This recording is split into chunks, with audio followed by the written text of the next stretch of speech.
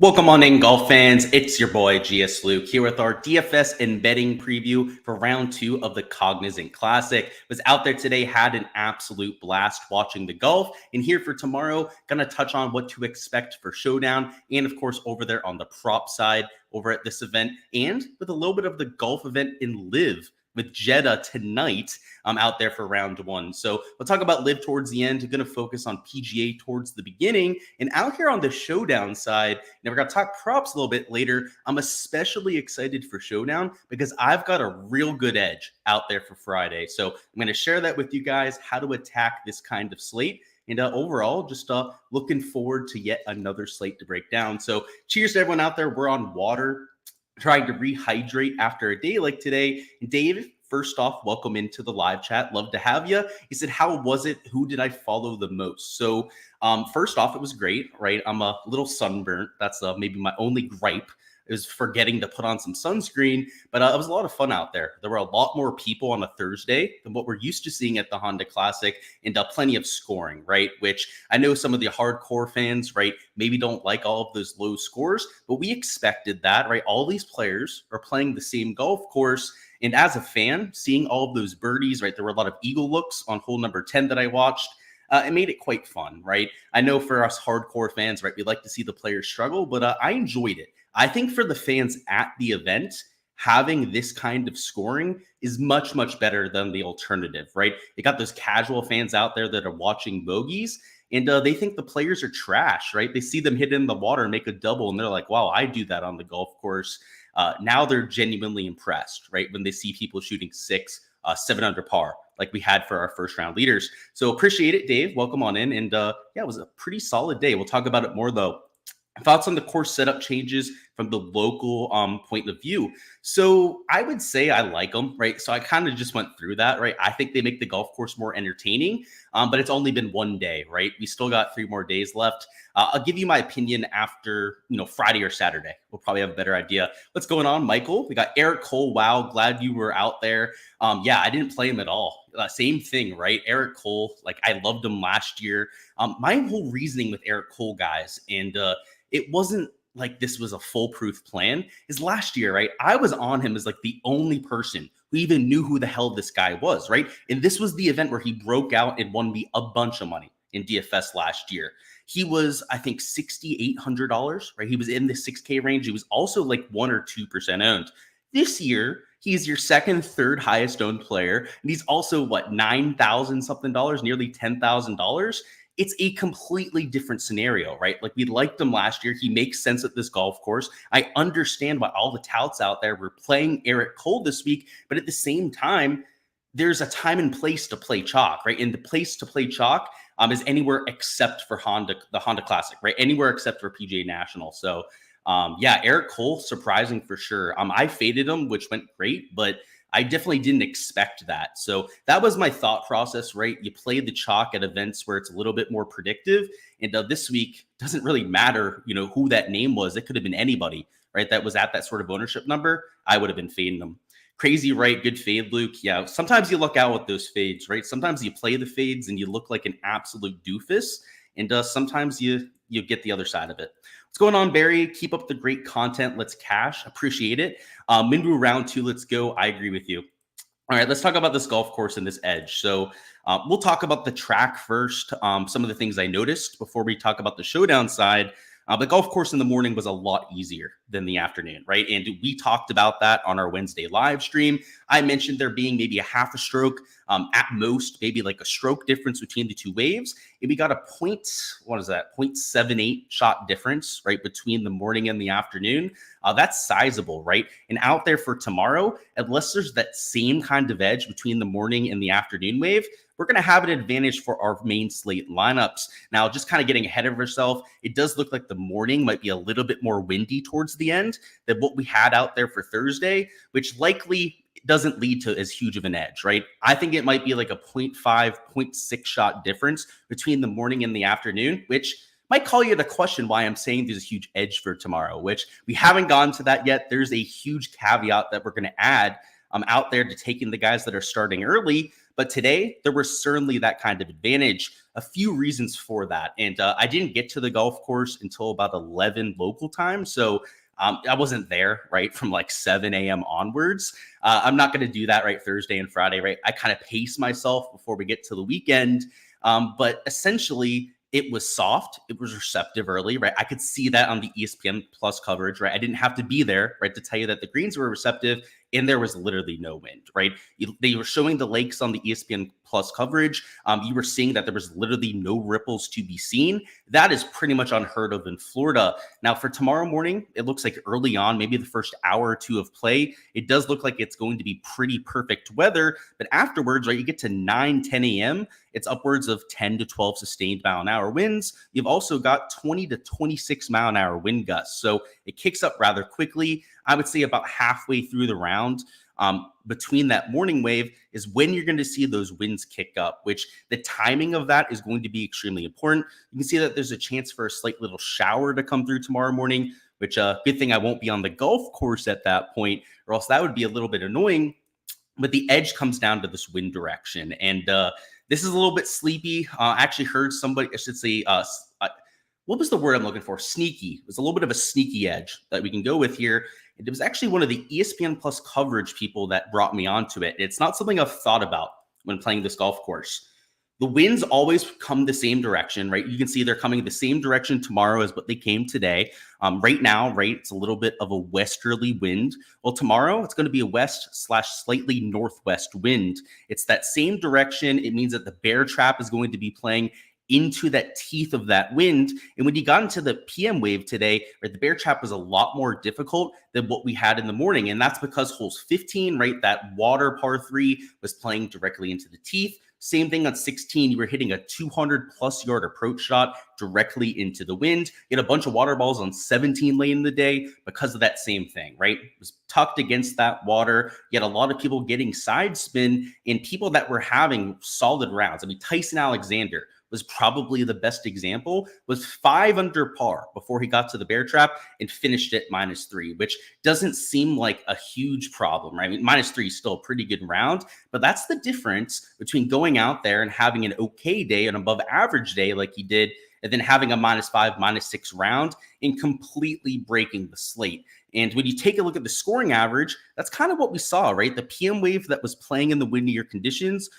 had a higher bogey average, right? The birdie averages were slightly lower in the PM wave, but the big difference was in the the bogey averages, right? Birdie averages only went down a little bit. The bogey average went up significantly in that PM wave.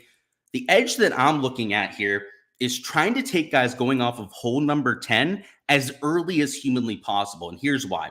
If you get somebody that's going off of hole 10, let's say 6:45 a.m., right? Literally the first tee time possible, there's a good chance that they're going to finish the bear trap, those difficult holes into the wind by the time that the wind comes in, right? If they're going off at 6:45, right, they'll probably be done with holes, 17, holes 18, right? 18 is also a par 5 directly into that wind. It is a lot more scoreable and it's reachable in 2 when you're not playing into 15 miles an hour of wind. Right, we're not playing into a massive head breeze. When that's the case, that hole plays half a stroke, sometimes even 3/4 of a stroke under par. Whereas in the afternoon, let's go back to data golf here. You'll see in the afternoon, it played about 0.2, actually almost 0.25 shots harder out there in the PM wave. So it's not just the fact that you're going to make less bogeys out there in the bear trap. 18 is going to play a lot easier. And then the other part of this is that holes 5 through 7 are going to play downwind if you're playing on that draft. And because the wind is supposed to kick up right around midday, actually a little bit earlier, right, closer to like 9, 10 a.m., that means that those AM guys, right, that started on that back nine can get through the bear trap, as we mentioned, but then potentially by the time they get the holes 5 through 7, right? And now the timing is not going to be perfect for everyone here, but in general, most of those players are going to be playing it downwind, right? Hole number 5. It's holes number 4 that play downwind and holes number, it's holes 4 that play downwind. It's a real long par 3. 5 will play into the wind, but hole 6 is going to play a little bit easier. Hole 7 is going to play a lot easier because of the wind direction. You could essentially get no wind, right, on the holes where you want no wind. And then these guys going off of hole number 10 can have wind on the holes that they want it. So you could be looking at a double whammy here, right? Not only having receptive greens, not only having just better conditions in general, but you might also have the wind helping you in every scenario that you're looking for. And the guys that are getting that edge, well, it's all of your studs, right? All of your best players in this field that are in this wave are going off of hole number 10. So just to show you a few names down here, right? So this Tom Hoagie, Todd Kuchar group. You have this Henley, Berger, Cole group, this Straka, Fowler, Sunjay Im group, Tom Kim, Matt Fitzpatrick, Justin Rose are all the guys that are going off before 8 a.m. local time off hole number 10. So the guys going off at 8 a.m., right? The winds are supposed to kick up like an hour and a half, 2 hours after that. They're going to have to hustle to get through the bear trap before the winds start to kick up, but they're not going to be at their maximum, right? They're not going to be up at 14, 15 miles an hour sustained. They're not going to be up at that 20 mile an hour wind gust for the entire day. They're just going to be starting, right? I'm out there in the morning hours. So that's the edge that we're looking at, right? Not only are we looking at just the normal, right, AM versus PM edge, we got a little bit of a tee time stack that we can do too in terms of what hole that you're starting on. Now, the AM guys that are starting on hole 1, I still think are going to have a significant advantage over the PM guys in general. And I am playing some of the guys starting on hole number 1, but just know that the guys starting on hole 10, I think have a huge advantage, right? Maybe even an extra advantage to be had there. A few other guys playing in that wave. We've got Grayson Sig here. Also in SH Kim and Ryan Fox, Kazire Streelman, Tyson Alexander. Let's scroll down to some of the, more scrubs, like more of your value. You've got a Baddeley, Harrington, Lauer, a Pendrith, Bramlett, Ben Taylor. Now, when you get out here to like 8-13, right, you're starting to get a little bit close to when that wind is going to kick up. So I think that the later you go into this AM wave, the less advantage you're going to get for starting on hole number 10. But I'd much rather have these kind of players tomorrow than the guys that are going to be playing in that cranking wind in the afternoon, right? They're going to have to play a lot of PGA National with side winds. Just not a lot of fun to be had. So that's the edge that we're looking at. I think it's going to lead to quite a profitable day if you go out there and just play that, right? Don't go out there and use your bias, right? You can still try and find some ball strikers that you want to mix in.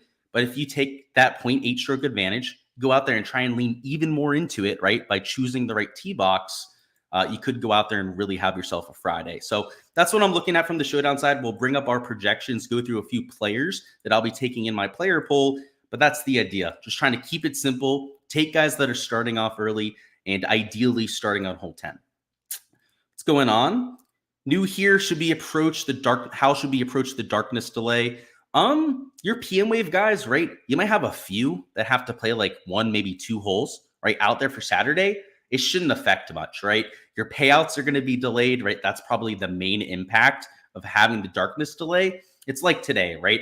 You have, I think it's 6 guys still on the golf course. It's Ben Silverman, a twosome that needs to putt out on hole 18. And then you have a threesome in 18 fairway. So there's not even that many players out there. And at most, a lot of them just have to putt. And then you have 1 threesome, right, that has to finish their last hole. So I wouldn't worry about it all that much, right? If it's only going to be a few players that have to worry about it. And then on top of that, it's only going to be for like a half a whole sample size. So wouldn't worry about it. Good fight back by Minwoo, that's for sure. What the heck with Eric Cole? Yeah, I got to say I'm happy about it, though. I didn't play him. Novak was a smash play today. Thanks, Luke. Of course, Francis. Long tournament left. I've got some exposure there that I'm definitely sweating at this point. But seeing a -7 through 13 did not suck. That's for damn sure. He ended up bogeying the next hole. So I almost was like, I wanted to shut my mouth before I go out there and mush him more. But yeah, he kept it together, right? Pretty solid round. Let's talk through some of my plays. So a lot of the guys we're taking up top are these guys starting off hole 10, right? So Matty Fitz, Henley, Tom Kim are all players that are starting early and on that side of the golf course that I think are going to be at a huge advantage, right? And in terms of ownership, it's worth noting that the guys that were starting off early and had those super low nuclear rounds are your chalk, right? Anytime you have a showdown slate, especially for round 4 showdown, but even for rounds 2 and 3, almost all the ownership congregates at the top end of the board. Now, for Sunday Showdown, we kind of understand that because of the introduction of placement points. But out here for rounds 2 and 3, we couldn't give a rat's ass about how they played the day before, right? Like, We'll look at their shots gained metrics. We'll try and find the guys that were hitting the ball well. But outside of that, we really don't care how the day before went, right? We're more so just looking at long-term pedigree, talent level, birdie or better percentage, right, is maybe the one stat you want to look at more than anything else. And the players up top that are lower owned are the guys a lot of times that are AM wave players, right? That were playing in the harder conditions and that didn't have as low of a round. So on top of the fact that we can play the AM guys and get an advantage, right? Take the guys on hole 10. Now we have a game theory edge, right? Because all the chalk, all the guys that are going to be higher owned aren't playing in that perceived weather advantage, right? So by taking the guys that are lower owned, we get the game theory edge, that whole edge, the tee box edge, and the weather edge. It just feels like it's going to be a really good slate, right? At least it's setting up to be a relatively good slate. So that's what I'm doing up top. I think you can even play Eric Cole at 7.1%. I know that he has no incentive to make the cut at +7, but he still is up there, second place last year. He's a grinder, right? He'll play golf. And I think this is the main argument I want to make with Eric Cole is he plays golf for fun, right? On his weeks off, he'll go play mini tour events out there to try and win just like 5 to 10 grand at most.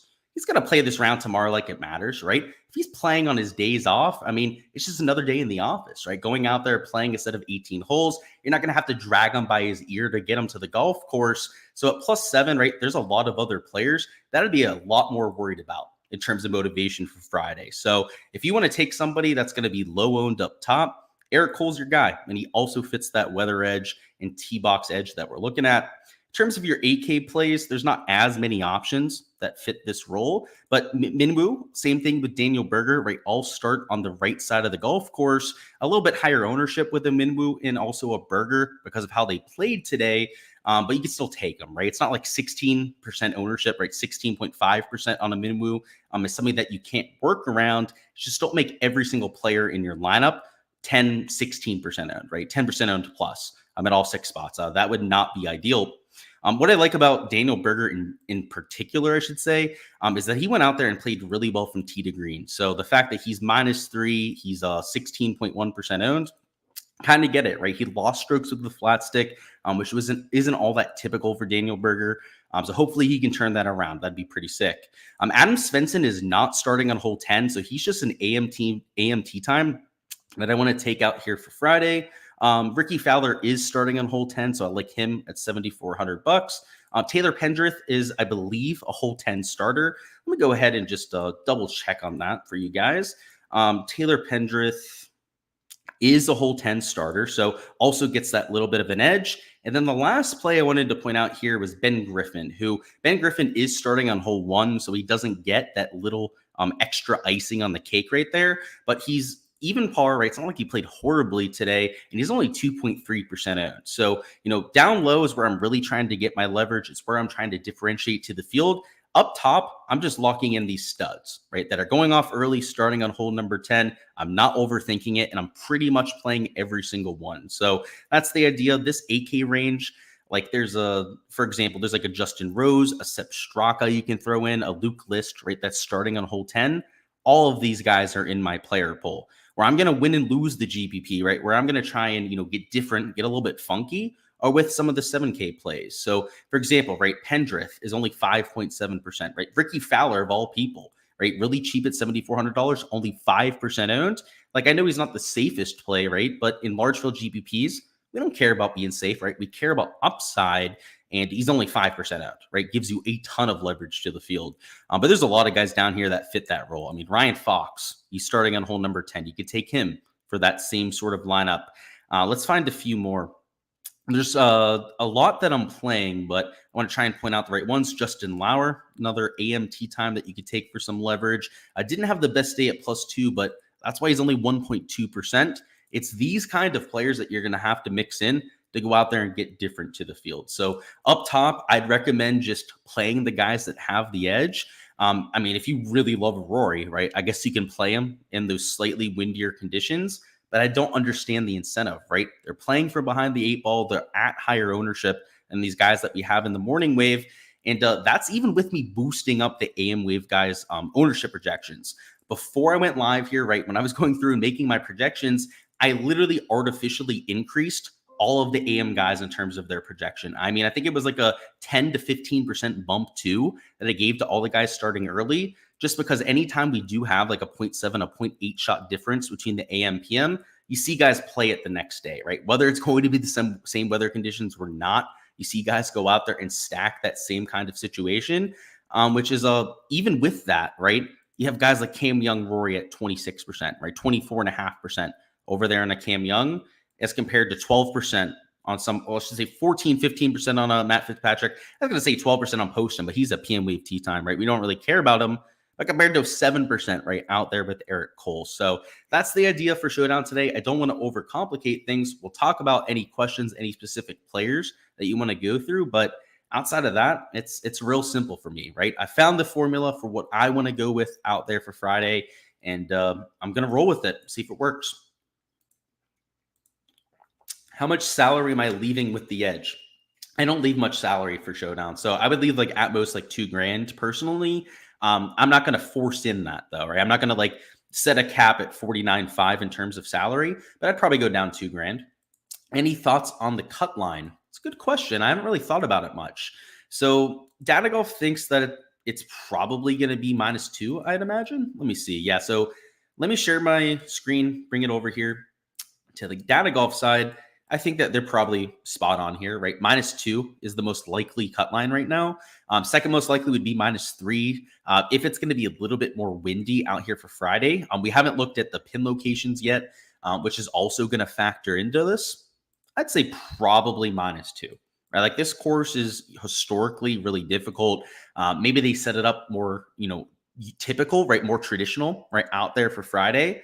We'll have to see. So I would say -2, probably the most likely, but a lot of that comes down to the pin locations, which we're going to go through here in just a few minutes. It'll give us a good idea for the kind of identity that they're going for, right? Over there for round one, we went through the pins. They looked extremely easy, and that's essentially what we got, right? A lot of the par fives were set up for birdies, and we saw a shit ton of birdies today. So a lot of times we can get a good idea from that. What's going on, Curtis? Hopefully you're having a solid evening. Just wrap up our DFS discussion. Your lineup construction shouldn't be that difficult, right? Like even if you're clicking some of the chalk up top, taking that weather edge, let's say that you're not taking Eric Cole to get different. You start with a Fitzpatrick. Maybe your second man in is a little bit more chalky and you want to take like a Minimoo, maybe even throw a Daniel Berger into the lineup. This is about as chalky as you're going to get, right? If you're playing that kind of weather edge. If you're going to go out there in the 7K range and get different, right? This is where you have to be more intentional about it. So you could go down here and take like a Luke List, right? I know he's not a cheap player. I know he's not super low owned, but he is lower owned than what you have with some of the other guys around him.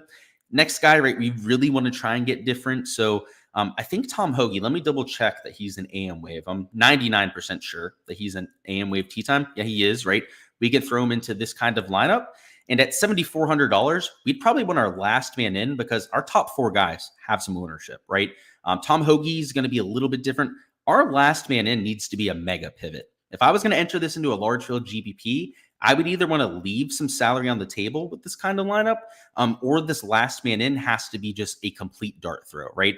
So to give you an example, right, if I was going to build this lineup, like a Matt Wallace, if he's an AM Wave Tea Time, is a guy that you can make that work with. But I'm not sure if he even is AM Wave, so let me double check. No, he's a PM Wave Tea Time. But just for the sake of this idea here, right, this little lesson I'm trying to teach you guys here, you could throw in somebody that's like 1-2% owned and make this kind of lineup work. Now, if you're in a single entry, you probably don't have to leave the salary on the table to make this kind of lineup work. Just because you're playing against less people, right? You don't need to have like 2-3 pivots in every single entry lineup, but in GPPs, you should be getting a little bit more different to the field. So I'm a large field GPP player. That's why I'm probably going to go a little bit further down the board. But yeah, that's how you can build lineups, right? And this would be a chalky build, right? Taking these 5 players should probably be as chalky as I would get, and you can make it work. You can still make that kind of combination work out. All right, let's hop over to the prop side. Let's see. We do have an underdog board. Let's see if we have a prize picks board. So we do. Little Prize Picks board posted. We're going to talk some live golf a little bit later too. So if you have any thoughts on that side, let me know. But it looks like it's going to be a little bit windy out there in Jeddah tonight. So it looks like the Prize Picks board has been pushed down quite a bit. You have guys down at 3.5 birdies. The strokes board, I'm imagining, is higher. And it looks like they do have the strokes board quite a bit higher. Guys like Sepp at 70 strokes. Your bottom tier players, they have a few at 71, right? 70 and a half for somebody like a Ricky Fowler. I'm definitely going to be taking some AMT time, guys. So first things first, we need to go through the pin locations. That is the most important factor that we have to look at here for round two. But if the pin locations cooperate, I think we could be looking at a little something special there. So let's see. All right, so in terms of pins, let's do the same thing as yesterday and get a little taste for what we're going to see. So hole number one is a short par four, front pin location. That's probably going to be a decent birdie look. Hole two is a longer par four, back left pin. That one's a little bit tricky, that's for sure. Hole three is a par five. It's over there on the right side. I'd say that that's an average pin location, maybe slightly more difficult than what we had for round one. But it's not going to make a huge difference in the scoring average. It'll still be an easy hole. It is still a par five. Hole four is a medium length par four. It's like 380, something like 400 yards, depending on the day. That is a tricky pin just because it is tucked a little bit towards the side over there. But it's the same kind of pin that we had today. So it's not easier. It's not harder than what we had for today. Hole five is just as hard as round one. Round one, it was tucked a little bit closer to the front of the green, but it was also right next to the water. So hole five is going to be tricky just like it was today. Hole six is a front pin location. Hole six is a long par four, so it is about 480 yards, and it is playing to a front pin location. So I think that one will be a little bit easier than what we had for today. Hole seven is a long par three. It's another front pin location, so it's another difficult hole that they're making a little bit easier. So on hole 6 and 7, that's the real tough stretch on that front 9. It looks like you're getting a little bit of a break, whereas on hole number 5, which will be playing downwind, so maybe that's why they're making it a little bit more difficult, is tucked towards that water on the left. Hole 8 is a back middle pin. That is a medium length par 4. That looks pretty average, I would say. Same thing with hole number 9. It's a medium length par 4. Looks like a pretty average pin. 10 looks like a cupcake. That is a par 5 that has been converted from a par 4. So that one is going to be extremely scoreable. 11 is a real tough pin. So 11 is kind of like 5, right? It's tucked right next to the water. And on top of that, it's just over the water, right? So it's hard to even get it close to that pin location. So yeah, I see in general, these are looking harder, right? But let's finish. Let's go through them all. Hole number 12 is another medium length par 4 tucked towards the left side. It's all fairway to the left side of hole number 12. So yeah, that's a little bit tricky, but it's not terrible, right? I'd say it's pretty average. Hole 13 is a back right pin. It's a short par 4. It was a back left pin today. And the issue with that hole is a back pin is hard to get to because you're hitting a wedge in, right? It's that short hole. You're going to be hitting less than 100 yards, pretty much no matter what you're hitting off the tee, which is tough when you're trying to spin it to a back pin location. So I'd say pretty average, compared to today, but still a little bit tricky. 14 is a real tricky pin, does bring the water into play on hole number 14. 15 is away from the water, but unfortunately for players, that does not mean that 15 pin is easy. In fact, that pin location right next to the bunker on 15 is the most difficult at 15.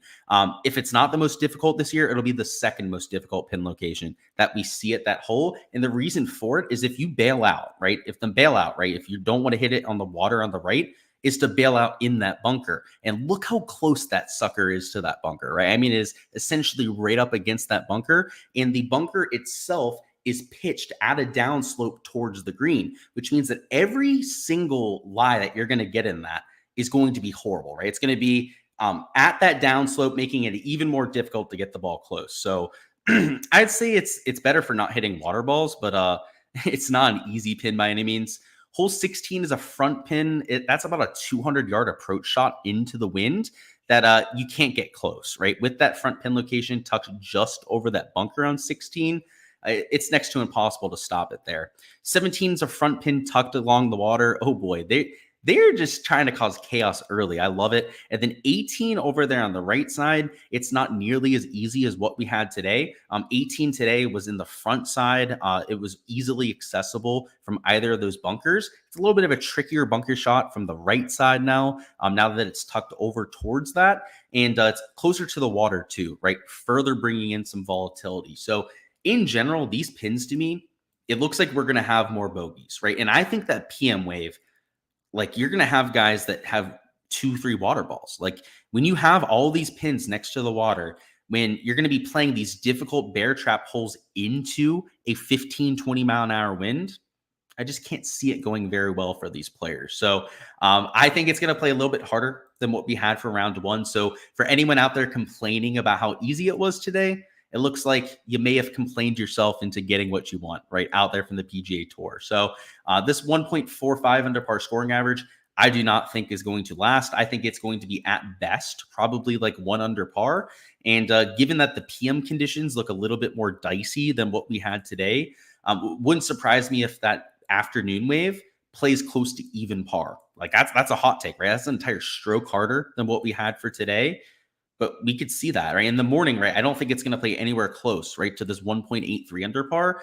I think 1 under par is probably what you see for the morning guys this time. So I think that this AM PM split is probably going to come back and equalize, I would say, right? Like, it was a small advantage to begin with, right? It's not like we were counting on the AM PM wave being the guys that you had to take.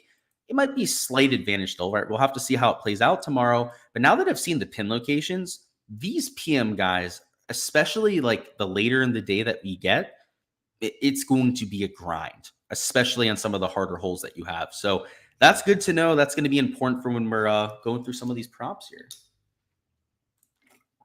Let's see what we're working with. I didn't mean to open that. Do I still like the start at 10 players? Thought you had heard before the tournament that 8, 9, and 10 were the best birdie run holes. 8, 9, and 10 are a set of birdie run holes, but 8 and 9 aren't very easy. I mean, they're still like 450-yard par fours. I don't think there's that much to that. I would rather have guys starting on hole number 10. The main reason for that is to not play the bear trap into the wind. Like looking at these pin locations, man, they do not look fun. And I do not want guys playing into the wind on those holes. That's for sure. And you're saying those pins look like fun? They do. And especially because I'm going to be at hole number 17. That front pin location is going to be devilish. I mean, the smart play on 17, right, is to take an extra club and hit it past the hole, right? Because you hit it past the hole on 17, there's no water, right? Unless you completely fan it over to the right side. But players are going to get aggressive, right? Especially if they have to make the cut or something and they have to make a birdie to go out there and make the weekend. You're going to see ejections out there at 17. And with all the fans there, they're going to hear it from them. So I'll probably be one of the fans jeering them out there if they hit it in the water. Let's figure out what we're going to do here, though. So I want to put one slip here together before I go over and do my analysis for the Patreon members. But I kind of want to fade some PM guys. And if I'm going to take an over on birdies or an under on strokes, it's going to have to be for somebody going off early, right, with the best conditions possible. So let's see what we can go through here. Bogeys are worse at 2.5, right? The average today was lower than what we typically see at this event. It was lower than 2.5. They do have penalty strokes up, which, I would be tempted to take an over, but it's probably not a smart play with how good these players are. So I'll probably stay away from that category entirely. Let's try and find some stroke stuff that we can fade. So Seb Straka's AM. He's not a fade. We could fade Rory, but he's your best player in the field. So I'm going to do that with caution. He burned me today with his fairway fade. Went over. He actually hit 12 fairways. So good for you, Rory. But definitely not what he's used to doing on tour with his driving accuracy stats. Let's see Keith Mitchell there at 4 birdies. Got him at 9.5 fairways. That is definitely a little bit high. 12.5 for greens, I guess makes sense. Let's find not a ton of PM guys on the board, right? We have a lot of AM, which I kind of like, right, for trying to take some unders. But I do want to find a fade and somebody to take an under on so that we can get a boosted payout, right? I don't like taking like the 2.75 X's that we get over there. I ideally want something over 3X or at least at 3X there for our 2-man combination. 13 greens for a post-in, like that's a PM wave tee time. I don't know if I like these green and regulation fades as much because these pin locations are going to make players a little bit conservative. Like I mentioned on hole 17, right? The smart play is just to hit it past the hole. I say the same thing on 5, right? The smart play is not to hit it at the pin, right? It's just to hit it to the center of the green. What do they have him at on Prize Picks? Is he at 12? He's at 12.5 greens regulation. Ugh. Yeah, I definitely lean the under, that's for sure. I might still take it later, but we'll have to see with posting. We got to run the fairway and green averages before I guess I can decide on that. So we got Chris Kirk at 69.5. What is he on Prize Picks?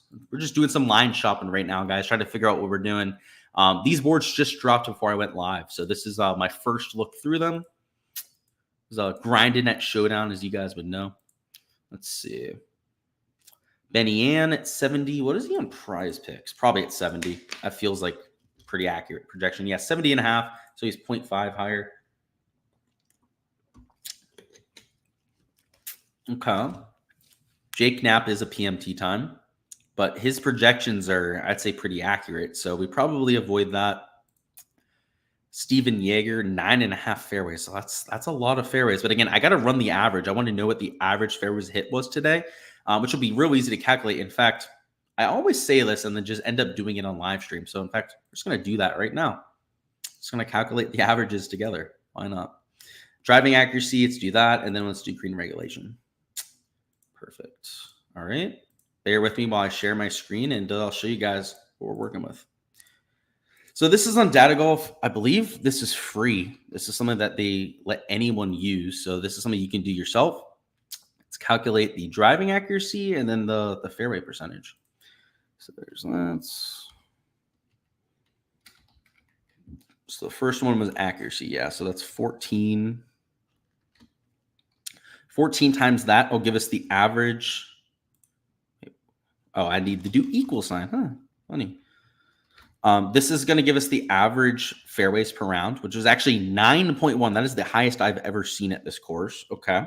It's a good thing that we went through that, right? I mentioned not knowing it off the top of my head. It's a good thing we double checked. There's no way it was 14.9. Okay, did I do something wrong here? So the fairway average, right, is 9.13. It's claiming that the green and regulation average is 14.9. There's absolutely no way. There's got to be something wrong here, right? What? Is that right? There's no way. There's no way it was that high, right? And his Sanjay, right, didn't have a good day, right? He hit 55% of his greens. Even like your worst players like Fishburne today were hitting like 0.55. Oh boy. If this average is accurate, which I'm going to have to double check afterwards, I feel like 14.99 fairways, greens, I should say, is just way too high. We got some projections to work with. Let me see if I can find it on another database because that's fucked. I don't know if I trust that number now because if it is 15, there's a lot of value on the stuff out there. I guess that's why I'm reacting the way that I am. Yeah. What the fuck is this math in Excel doing? I multiplied it by the wrong number. No shit, it didn't work. I multiplied it by the wrong number completely. So I told you something was wrong, right? It needed to be R2, not M2. That was the average for Chad Ramey, who had the most in the entire field. It's this number. Okay, good thing we did that, right? It's 13.2 per round.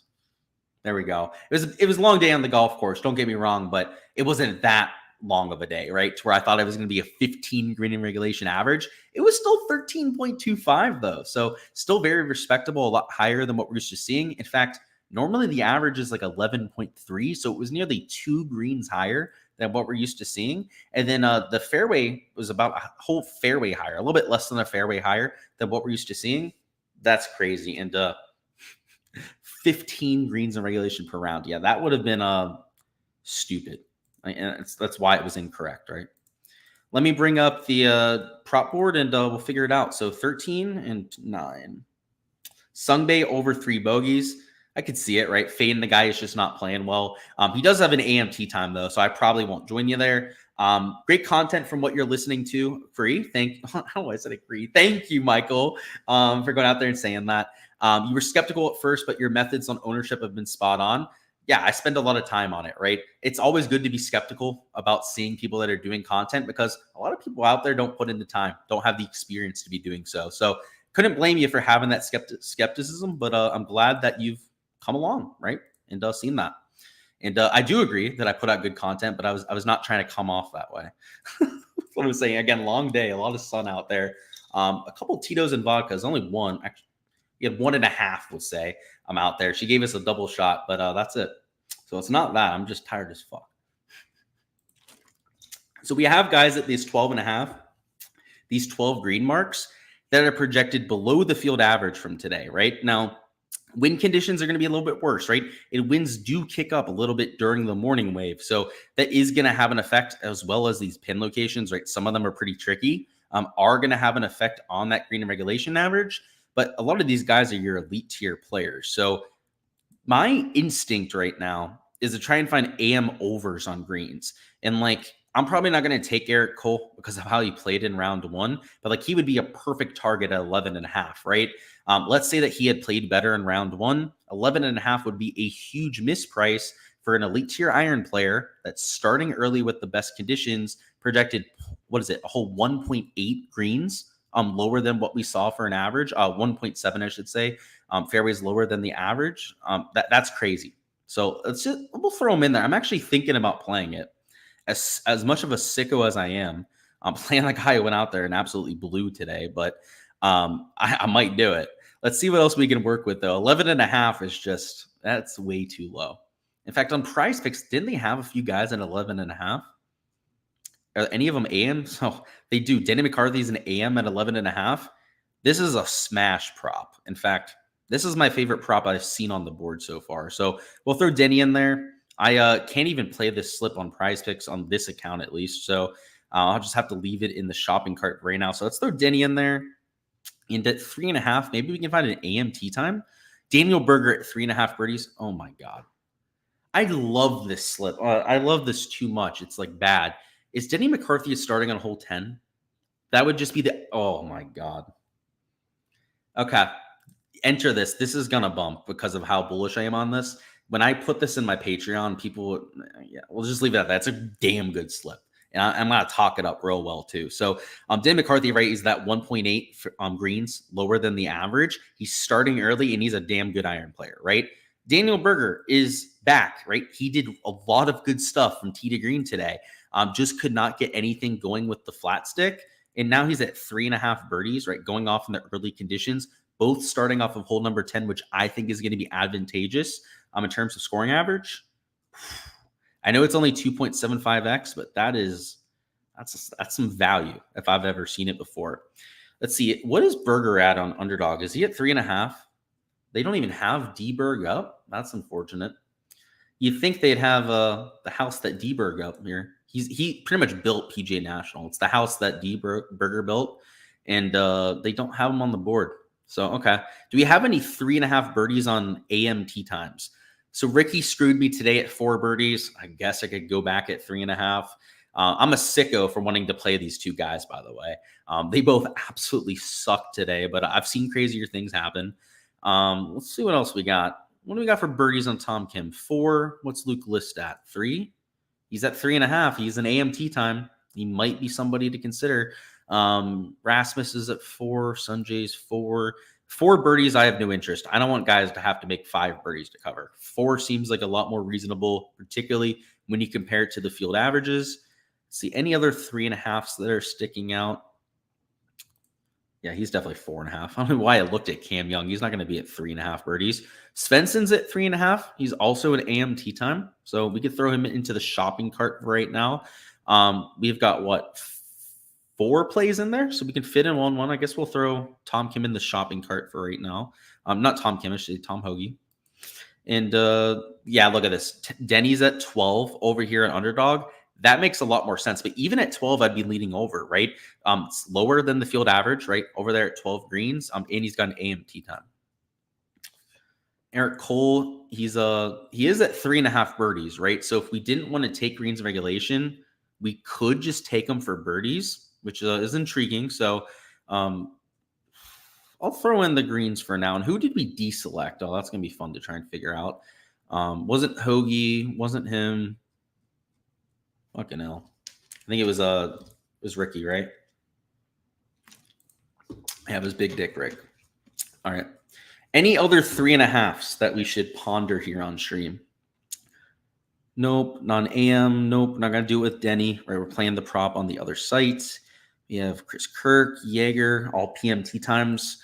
Minwoo is at 4, unfortunately, and these guys are PMT times. So just looking at this board first glance, right? Love these two over in Prize Picks. These are my top 5 that I like over here in Underdog. So what we're going to have to do now is try and figure out which ones are the best to take. And a lot of that comes down to form. So for me, as much as I think that this is a really good projection to take an over on, I don't know if I have the stones to take Eric Cole, who shot +7 yesterday, or today, I should say. So I'm going to take him out of there for right now. And then let's look at some shots gained metrics over for these other players. So let's go back to the leaderboard. And I specifically want to look at how Luke List was hitting the golf ball. Also how he putted, right? I want to see at least some kind of putting out there for today. And let's see if he's worth taking for an over on birdies. So Luke List shot -1. He had 3 birdies on the day, but was a PMT time, right? So was playing in harder conditions. Lost off the tee, gained a little on approach, and was good with the putter. We're taking Luke List for sure. So Luke List will be on the slip 100%. He's doing exactly what I want him to, right? Still hitting the irons well and was decent with the putter for once. Can't lose a stroke and a half off the tee again, but a lot of that was probably because of water balls. Let me double check that. Yep, hole number 2 was a water ball. Hole number 3 was a tee shot into the shit, which led to a water ball. And to see any other ones? No. So that was it in terms of water balls. But I mean, even on hole 18, right? A hole that he normally would make birdie on, he hit it into this fairway bunker. So yeah, 3.5 on Luke List, I'm liking quite a bit. Let's look at Svensson. So Svensson's right next to Luke List over here on the leaderboard. And his shots gained metrics are a little bit more balanced, right? Also lost off the tee, was a slight loser with the flat stick. And how did his scorecard look today? So he had 3 birdies, did not birdie 18, which again was playing a lot more difficult. Also did not birdie 10. So that's interesting. It did not birdie 3. Oh boy. I'm going to be tempted to take this one. So he made a longer birdie on 13. He hit a dart on 6, and then he hit a dart on 9. Yeah. So these two are definitely locked into me wanting to play them. Let's look at Tom Hoagie and Ricky Fowler now. Ricky's going to be the bane of my existence. Let's see. Tom Hoagie shot -1, so he's right here, right next to Luke List, actually. Look at that. And he had, 3 birdies on the day, just like the other 2 players. He did not birdie number 3, which is one of the easier holes. I actually saw Tom Hoagie on the golf course when he was playing hole number 3. Just did not hit a good bunker shot out there. Hit it to I think it was 10, 12 feet. Was not able to convert that birdie putt. What were his birdies like? So it was 10, which you got a birdie number 10 at this course. It was 13, which he had a dart. Okay. And then it was 18, where he had the par 5 and ended up getting up and down too. How are his shots gained? Gained a 1.2 on approach and lost 2 at the putter. Okay. We'll take Tom Hoagie on that one. We'll hope that he turns it around with the flat stick this time around. And then let's look at Ricky Fowler, who I'm probably not going to take the Ricky prop, just like I took the Eric Cole prop out of that. I don't know if I have the stones for it. So let's see. He shot even par. We're not doing this. He lost both off the tee and on approach. No, we're not doing this, Ricky. I apologize, buddy. I'm just not going to do that to ourselves. So we're going to throw these 3 in here. I kind of want to go to the live side now and try and find a little bit of a pairing for these because this 4.82x payout, I'm not vibing with it. It's not my favorite. So let's go through chat, see if there's any people looking at them on there and figure out what we're going to do. Pulled, you're talking about the prize pick stuff? Figures, right? Or at least if it's underdog stuff, it hasn't pulled on my end. I still have these 3 up here. And even if they did, we can still take them on prize picks. So yeah, no, I don't think they're pulled, buddy. Peep Denny over fantasy score. I will peep it. Give me a second there. Denny strokes gained was just so all over. Don't know if he had a couple bad holes. let's take a look at it for you. And I want to take a look at his fantasy score too. So let's do a little deep dive on Denny. I see the question about the live outrights. We're going to do that here in just a minute. So the shots gained, yeah, a little bit all over the place. Let's take a look at the approach profile. So he probably got a huge ding for this little shot out of the fairway, so that probably didn't help. I just don't think he had a great day. I just think it was like a pretty average round, all things considered. If you take a look at his like actual greens regulation hit, right, he hit 10 of 18. And how many of them were fringes is, I guess, going to be the question, right? Because that's probably where he got screwed. There was a true miss right there. That was a dart. Let's see. Was this a fringe?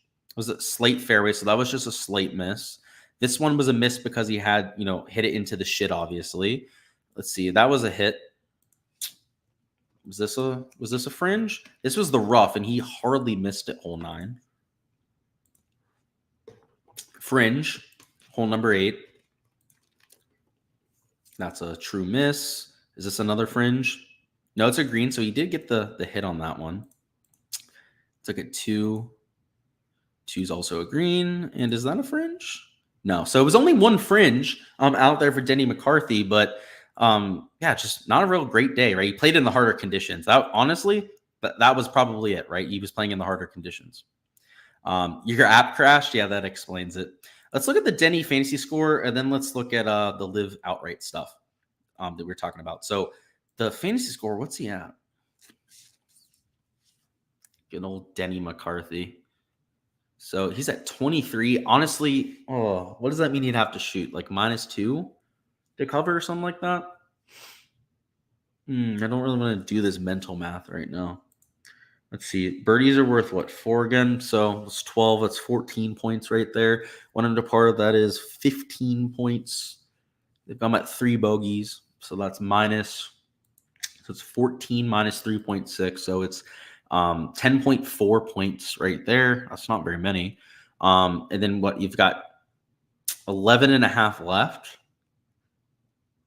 So you would project him under, if anything, right? I don't know which way you're going with that, T Swen, because if I'm adding that together, Travis, it seems like if anything, you'd take an under, right? Based on their projections. So I'll probably stick with the green prop. Honestly, I think this is a huge misprice, right? Being 1.8 greens regulation lower than the field average, because it's not like Denny is a guy you can sleep on in terms of hitting greens regulation. We go over here to the approach play, show you guys what we're talking about here. We'll look at last year's averages. He's not an elite green player. Like, don't get me wrong. It's not like we're talking about Scotty Scheffler by any means. What was he? Number 102 on tour in terms of approach percentage. That's better than average, right? He's down there at 66.94%. The average on tour is just 66.32%, right? So about a field average player when it comes to his shots gained approach. And a field average player, right, hit, what was it, 13.2 greens per round today. So I'll probably stick with that. Let me know what you're thinking about the Denny one, Travis. I'm wondering about that. Let's take a look at the live slate. So I don't have any outrights in right now. I haven't bet anything. Obviously, I had DJ a few weeks ago that worked out quite nicely, but I was looking at the board here to see what we could do. This golf course has been pretty easy over the first 2 years. It's a par 70. It's not very long. Also, it's kind of resort style, right? It's not super difficult in terms of the greens or around the green shots. And Brooks has gone back to back. So honestly, if I'm going to bet an outright, it would just be Brooks Koepka, right? Go for the three-peat. He has courses that he thrives on, right? He's a horse course that goes out there and thrives at specific venues. I would probably take him at 10-1. So I'm not going to bet the live tournament this week. I'm going to focus on the Cognizant because I'm going to be there. But I do want to look at the weather and take a look at some of the props because we talked about some of the exposure yesterday that I was getting to, or at least I think we did on live stream. But let's take a look at this weather for today. And you can see this weather forecast is calling for absolute hell to unleash out there in the players. But look at this, like 30-mile-an-hour winds. This forecast is a little bit more tame, compared to some of the other ones. It actually has the wind falling off a little bit towards the middle of the day. This icon model is actually calling for not very much wind. And then this last model, Medio Blue, is a little bit more significant, right? It's not that same type of dip in the middle of the day. It happens a little bit later into when play is going to be going on. So in general, right, I think a lot of what we said yesterday, right, about the live board stands. So yeah, they just moved Denny to 12. Look at that. Told you it was a pretty good prop to attack. Everything stands about this live board. I think it's a little bit too low. The scoring average at this golf course, just to show you guys here, let's bring up Jeddah, was minus 1.88 last year. Year before that, in 2022, it was minus 1.48 under par, and it's a par 70, right? So if you take a look at this live board, and they have guys down here at like 67 strokes, that's projecting these guys 1.2 strokes better than the field average, right? So for somebody like Paul Casey here at 67 strokes, I just don't quite understand it. So if you didn't get in that prop with Denny McCarthy, you could take this combination and it'll give you a 3x payout, right? You're taking a live prop, mining it out there with a PGA prop, and getting rid of that multiplier. Which, speaking of, that's what I'm going to do over here on the underdog side, right? I want to find some sort of value that you can take. Paul Casey is a prop that I've already maxed out, so I can't take this myself, but it does help you out with the payout here, right? If you made this just the 2 birdie or better props and then mixed in Paul Casey over, you're not getting a full 6x payout like you might hope for, but it's still 5.5x, right? It's nearly 5.6x out there with your payout, which is better than a typical Prize Picks 3-man power. And it's not all that bad, right? All things considered, especially when you're correlating these 2 birdie or better props. So that's what I would say for live. Not much has changed, right? It looks a little bit windy. Some forecasts have calmed down a little bit, but even if it is calm, right, it's only played like 1.48 under par, right? It's only played last year, played a little bit easier, right? Without as much wind, 1.88 under par.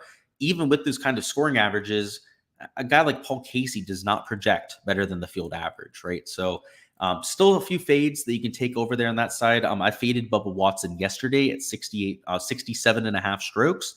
He's up to 68 strokes now, which is why I would probably take Paul Casey instead. I think that's all we're going to do for the live stream, guys. Let's take a look at Hard Rock Bet, right? Obviously, I talked about that Brooks Koepka outright. You could look at this team winner category, and this was something that I was considering betting. In fact, like the Brooks bet I might throw in tonight here. I'm almost certainly going to bet one of these team winners, though. And I don't have any sort of bias to go off of with this. But what I'm trying to figure out here is if any of these teams down here that are like 50, 60 to 1 are going to be valued, right? Like Ironheads, I have no interest in, right? But like Majestics over at 75, like I don't think they're completely out of it to go out there and win this event. I'd say the same thing about Range Goats, right? At 22.5 to 1, and even High Flyers, right? Phil's team at 50 to 1. You see some crazy teams winning. I mean, like Ripper GC is not that good, right? 13 to 1 is like horrible odds on that sort of team. Like even like a Stinger, right? They've got them at like 11 to 1. Like I have no interest in that kind of bet, right? They might win this week, right? For all I know, but 11 to 1 is just not enough. These guys that are 50 to 1, like how many teams are there, right? 1, 2, 3, 4, 5, 6, 7, 8, 9, 10, 11, 12, 13 teams. And you're getting guys that are 50 or 75 to 1.